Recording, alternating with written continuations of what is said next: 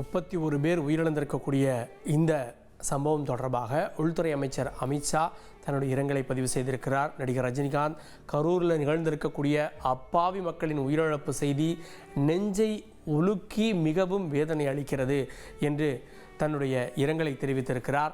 அப்பாவி மக்களுடைய இந்த உயிரிழப்பு செய்தி நெஞ்சை உலுக்குகிறது அப்படின்னு நடிகர் ரஜினிகாந்த் அவர்கள் தன்னுடைய வேதனையை ட்விட்டரில் பதிவு செய்திருக்கிறார். உயிரிழந்தோருடைய குடும்பத்தினருக்கு என்னுடைய ஆழ்ந்த அனுதாபங்கள், காயமடைந்தோருக்கு ஆறுதல்கள் என்று ரஜினிகாந்த் அவர்கள் இரங்கல் தெரிவித்திருக்கிறார். அதேபோல உள்துறை அமைச்சர் அமித்ஷாவும் தன்னுடைய இரங்கல் செய்தியை பதிவு செய்திருக்கிறார். இனி செல்லும் இடமெல்லாம் செய்தி. தந்தி டிவியின் வாட்ஸ்அப் சேனலை ஃபாலோ பண்ணினா செல்ல இருக்கும் இடமெல்லாம் செய்தி. இதோ QR கோட் இப்பவே ஸ்கேன் பண்ணுங்க, ஃபாலோ பண்ணுங்க.